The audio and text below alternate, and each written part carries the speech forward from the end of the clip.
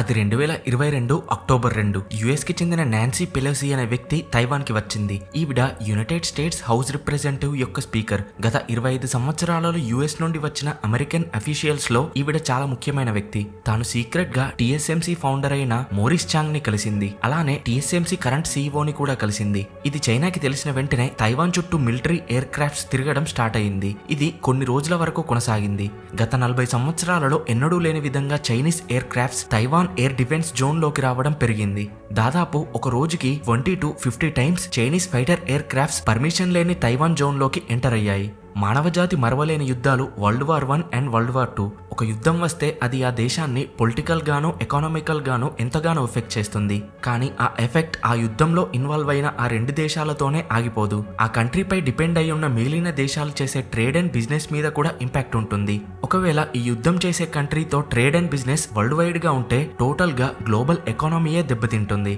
ఇది ఎలా అంటే సపోజ్ మిడిల్ ఈస్ట్ లో వార్స్ జరిగితే అక్కడి నుండి క్రూడ్ ఆయిల్ ఎక్కువగా ఎక్స్పోర్ట్ అవుతుంది కాబట్టి క్రూడ్ ఆయిల్ సప్లై నిలిచిపోతుంది.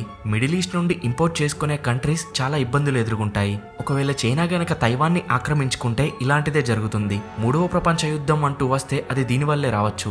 తైవాన్ దేశం చాలా చిన్నది. తైవాన్ ని ఆక్రమించుకుంటే చైనాకేంటి లాభం? చైనాకి కావాల్సింది తైవాన్ లో ఏముంది? ఇందులో యుఎస్ఏ రోల్ ఏంటి? తైవాన్ ఆక్రమించబడితే ప్రపంచ దేశాల ట్రేడ్ అండ్ ఎకానమీ ఎలా దెబ్బతింటుందో ఈ వీడియోలో డీటెయిల్ గా తెలుసుకుందాం. తైవాన్ అనేది ఒక చిన్న ఐలాండ్ కంట్రీ. ఇది సౌత్ ఈస్ట్ చైనా నుండి 160 కిలోమీటర్ దూరంలో ఉంటుంది. ఒకప్పుడు చైనా అండ్ తైవాన్ కలిసి ఉండేవి. అలా 1894 వరకు తైవాన్ చైనా ఆధీనంలోనే ఉండేది. 1894-95లో ఫస్ట్ సీనో జపనీస్ వార్ జరిగింది. ఈ యుద్ధం చైనాకి జపాన్ కి మధ్య జరిగింది. ఈ యుద్ధంలో జపాన్ గెలిచింది. అప్పుడు జపాన్ తైవాన్ ని ఆక్రమించుకుంది. తర్వాత బ్రిడ్జెస్ కట్టడం, రోడ్స్ వేయడం, ఫ్యాక్టరీస్, ఇండస్ట్రీస్ కట్టడం, ఇలా జపాన్ తైవాన్ ని చాలా డెవలప్ చేసింది. అండ్ అలాగే తైవాన్ ఐలాండ్ లో ఉండే రిసోర్సెస్ ని వాడుకొని జపాన్ కూడా డెవలప్ అయ్యింది. 1939 టైంలో 3 లక్షల మంది జపనీస్ తైవాన్ లోనే ఉండేవారు. కానీ వరల్డ్ వార్ 2 జరిగే టైంలో జపాన్ ఈ తైవాన్ ని ఒక నేవల్ అండ్ ఎయిర్ బేస్ భూమిగా మార్చేసింది. ఆ టైంలో తైవాన్ జపాన్ లో కలిసి ఉండేది కాబట్టి తైవాన్ మీద కూడా ఎయిర్ అటాక్స్ జరిగాయి. ఆ ఎయిర్ అటాక్స్ కి తైవాన్ లో ఉండే factories, dams and transport facilities అన్ని డిస్ట్రాయ్ అయిపోయాయి. ఇవన్నీ కూడా జపాన్ కన్స్ట్రక్ట్ చేసినవే. 1944లో అమెరికన్ నేవల్ కి జపాన్ ఫోర్సెస్ కి తైవాన్ లో యుద్ధం జరిగింది. ఈ యుద్ధంలో జపాన్ యుఎస్ఏ కి సరెండర్ అయ్యింది. దీంతో తైవాన్ ని జపనీస్ వారు వదిలేసి వెళ్లిపోయారు. జపాన్ ఆక్రమించక ముందు తైవాన్ చైనాలో భాగం కదా. యుఎస్ఏ, యూకే, చైనా కలిసి కైరో కాన్ఫరెన్స్ లో తైవాన్ ఐలాండ్ మొదటగా చైనాది, జపాన్ వాళ్ళు ఆక్రమించుకున్నారు కాబట్టి చైనా వాళ్ళ తైవాన్ ని తిరిగి ఇచ్చేయాలని డిక్లేర్ చేశారు. అందుకని 1945 అక్టోబర్ 25 రోజున తైవాన్ ని మళ్లీ చైనాలో కలిపారు. అయితే తర్వాత చైనాలో ఇంటర్నల్ గా చాలా గొడవలు జరిగాయి. అందులో ఒకటి క్యూమింటాంగ్ పార్టీ. దీనిని చైనా నేషనలిస్ట్ పార్టీ అని అంటారు. దీనికి అండ్ చైనీస్ కమ్యూనిస్ట్ పార్టీకి మధ్య సివిల్ వార్ జరిగింది. ఆ టైంలో చైనాలో క్యూమింటాంగ్ పార్టీ గవర్నమెంట్ లో ఉంది. వరల్డ్ వార్ 2 టైంలో ఈ రెండు పార్టీల మధ్య గొడవలు ఆగిన వరల్డ్ వార్ 2 తర్వాత ఈ గొడవలు మళ్లీ స్టార్ట్ అయ్యాయి.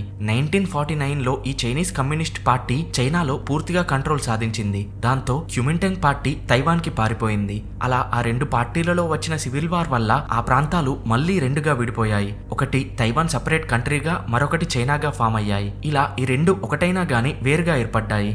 ఇక అసలైన ప్రాబ్లం ఇక్కడే మొదలైంది. చైనాకి ఇప్పుడు తైవాన్ కావాలి అనుకుంటుంది. దీనికోసం చైనా గతాన్ని చూపించి తైవాన్ ఒరిజినల్ గా చైనాలో భాగమే, ఇప్పుడు కలవండి అని అడుగుతుంది. కానీ తైవాన్ కూడా modern China and Taiwan form అయ్యాక అంటే 1950s తర్వాత తైవాన్ చైనాతో అస్సలు కలిసిలేదు. ఈ కాలంలో తైవాన్ స్వంతంగా చాలా డెవలప్ అయ్యింది కాబట్టి మేము చైనాలో కలవం అని తైవాన్ అంటుంది. చైనాతో పోల్చుకుంటే తైవాన్ 260 రెట్లు చిన్నది. చైనా పాపులేషన్ 140 కోట్లు, కానీ తైవాన్ పాపులేషన్ 2.5 కోట్లు. అంత పెద్ద చైనాకి చాలా చిన్న దేశమైన తైవాన్ నుండి ఏం అవసరం? ఒకసారి మన చుట్టూ ఉండే ఎలక్ట్రానిక్ డివైజెస్ ని అబ్జర్వ్ చేయండి. Smart phones, laptops, computers, gaming consoles, వీటన్నింటిలో కామన్ గా ఉండేది మైక్రోచిప్స్. ప్రస్తుతం ఈ 21st సెంచరీని రూల్ చేస్తున్న ఈ డిజిటల్ టెక్నాలజీలో ప్రతి చోట ఈ మైక్రోచిప్స్ అనేవి అవసరం. ఫ్యూచర్ లో ఆర్టిఫిషియల్ ఇంటెలిజెన్స్ అడ్వాన్స్ అవ్వబోతుంది. అంటే ఇంకా అడ్వాన్స్డ్ మైక్రోచిప్స్ అనేవి అవసరం. సో ఏ దేశం దగ్గరైతే ఈ మైక్రోచిప్స్ ప్రొడక్షన్ ఎక్కువగా ఉంటుందో అప్పుడు ఆ దేశం వరల్డ్ వైడ్ గా చాలా డెవలప్ అవుతుంది. వరల్డ్ లో సుప్రీం పవర్ గా నిలబడుతుంది. గత 50 సంవత్సరాలలో చూసుకుంటే ఆయిల్ రిసోర్సెస్ ఏ దేశాలలో ఎక్కువగా ఉన్నాయో అవి తమ దేశ ఎకానమీని చాలా బలపరుచుకున్నాయి. For example America, Saudi Arabia, Russia, Iraq. Same ఇలానే నెక్స్ట్ 50 సంవత్సరాల పాటు ఈ మైక్రోచిప్స్ ని ఏ దేశాలైతే ప్రొడ్యూస్ చేస్తాయో ఆ దేశాలు చాలా డెవలప్ అవుతాయి. ప్రతి దేశానికి ఈ మైక్రోచిప్స్ అవసరం ఉంటుంది. కానీ ఈ మైక్రోచిప్స్ ని తయారు చేయడం అనుకున్నంత ఈజీ కాదు. అది ఈజీ అయితే ఇప్పటికీ ప్రతి దేశం కూడా సొంతంగా మైక్రోచిప్స్ ని ప్రొడ్యూస్ చేయడం స్టార్ట్ చేసేవి. ఎందుకంటే వీటిని ప్రొడ్యూస్ చేయాలంటే కట్టింగ్ ఎడ్జ్ టెక్నాలజీ కావాలి. మన ఎర్త్ క్రస్ట్ లో ఎక్కువ మోతాదులో దొరికే సిలికా నుండి మైక్రోచిప్స్ ని తయారు చేయాలి. ఈ సిలికా ఎలిమెంట్ ఇసుకలో ఎక్కువగా ఉంటుంది. ఈ సిలికా నుండి చాలా మ్యానుఫ్యాక్చరింగ్ మెథడ్స్ ద్వారా మైక్రోచిప్స్ ని తయారు చేస్తారు. వీటిని తయారు చేయగల హైలీ అడ్వాన్స్డ్ టెక్నాలజీ తైవాన్ లో ఉంది. ప్రపంచ దేశాలన్నింటికీ కావలసిన మైక్రోచిప్స్ లో 60% కేవలం తైవాన్ లోనే తయారవుతాయి. కానీ ఏ దేశానికి సాధ్యం కానిది తైవాన్కి ఎలా సాధ్యమైంది? దానికి ఆన్సర్ TSMC. TSMC అంటే తైవాన్ సెమీకండక్టర్ మ్యానుఫ్యాక్చరింగ్ కంపెనీ. ఈ కంపెనీ మొదట్లో ఓన్లీ యూరోపియన్ కంట్రీస్ అండ్ అమెరికాకి చిప్స్ ని మ్యానుఫ్యాక్చరింగ్ చేసేది. వాళ్ళు వాటిని space programmes and military purpose కోసం వాడేవారు. కానీ కంప్యూటర్ యుగం మొదలైనప్పటి నుండి ఈ మైక్రో చిప్స్ అవసరం ర్యాపిడ్ గా పెరిగింది. ఈ యొక్క కంపెనీతో పోల్చుకుంటే చైనా, USA, యూరోప్ దేశాలన్నీ చాలా వెనుకబడున్నాయి. దీన్ని బట్టి అర్థం చేసుకోవచ్చు తైవాన్ లో ఉన్న TSMC గ్లోబల్ మార్కెట్ ని ఎలా రూల్ చేస్తుందో. ఫ్యూచర్ లో మైక్రో చిప్స్ కి డిమాండ్ ఇంకా ఎక్కువ అవ్వబోతుంది. కానీ ప్రొడక్షన్ కి TSMC లాంటి కంపెనీస్ చాలా తక్కువగా ఉన్నాయి.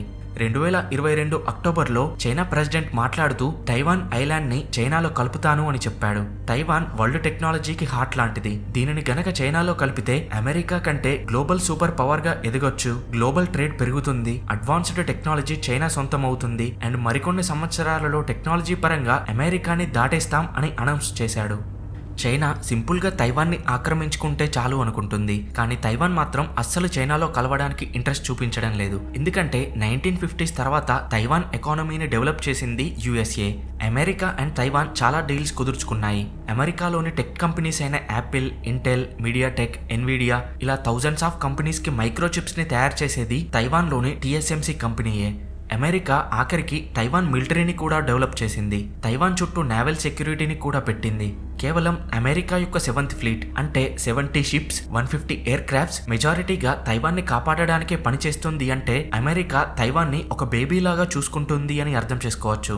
అండ్ ఇలా అమెరికా తైవాన్ ని కంట్రోల్ చేయడం చైనాకి అస్సలు నచ్చట్లేదు. ఇలా ఈ కోల్డ్ వార్ రానున్న సంవత్సరాలలో ఇంకా పెరగబోతుంది. చైనా తైవాన్ ని ఆక్రమిస్తే అది ఖచ్చితంగా వరల్డ్ వార్ 3కి దారితీస్తుందని గ్లోబల్ లీడర్స్ అంటున్నారు. సపోజ్ చైనా తైవాన్ ని నిజంగానే ఆక్రమించుకుంటే దానివల్ల ఎలాంటి పరిణామాలు ఎదురవుతాయో చూద్దాం.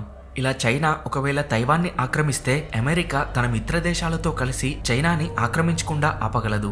కానీ దానివల్ల వచ్చే ఎఫెక్ట్స్ చాలా ఉంటాయి. డజన్స్ కొద్ది షిప్స్, వందల కొద్ది ఎయిర్ క్రాఫ్ట్స్, వేల కొద్ది సోల్జర్స్ ని కోల్పోవాల్సి వస్తుంది. ఈ లాసెస్ వల్ల అమెరికా తైవాన్ ఎకానమీ బాగా పడిపోతుంది. అలానే చైనా ఇంకా ఎక్కువ లాసెస్ ని చూస్తుంది.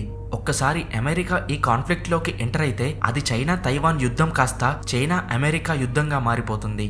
ఒకవేళ చైనా తైవాన్ ని అటాక్ చేస్తే 2 కాన్సిక్వెన్సెస్ వస్తాయి. మొదటగా చైనా వాళ్ళు TSMC కంపెనీని టోటల్ గా కంట్రోల్ తీసుకోవచ్చు, లేదా TSMC ని పూర్తిగా డిస్ట్రాయ్ అయినా చేయవచ్చు. ఒకవేళ ఫస్ట్ సినారియోలో చైనా TSMC ని కంట్రోల్ చేస్తే వెంటనే అమెరికాకి అడ్వాన్స్డ్ చిప్ సప్లై ని కట్ చేస్తుంది. అమెరికాలో ఉన్న యాపిల్ లాంటి కంపెనీస్కే కాదు మొత్తం మిలిటరీకి కలిపి 90% చిప్స్ ని సప్లై చేసేది TSMC ఒక్కటే. దీంతో అమెరికా టెక్నాలజీ, ఎకానమీ, మిలిటరీ అన్ని ర్యాపిడ్ గా వెనకబడిపోతాయి. అదే సెకండ్ సినారియోలో చైనా TSMC ని డిస్ట్రాయ్ చేస్తే మళ్ళీ అలాంటి కంపెనీని బిల్డ్ చేయాలి అంటే సుమారు $500 బిలియన్ ఖర్చు అవుతుంది. ప్లస్ చాలా సంవత్సరాల పాటు టైం పడుతుంది. ఆ టైంలో ప్రపంచం మొత్తానికి వెళ్లే చిప్ ప్రొడక్షన్ సప్లై ఉండదు. ఈ ఇంపాక్ట్ అన్ని దేశాలపై ఉంటుంది. ఒకవేళ చైనా తైవాన్ ని ఆక్రమిస్తే ఈ విధంగా జరిగే అవకాశాలున్నాయి. ట్రంప్ గవర్నమెంట్ వచ్చింది కాబట్టి ఫ్యూచర్లో ఇంకా ఎలాంటి పరిణామాలు ఎదురవుతాయో చూడాలి. Thanks for watching.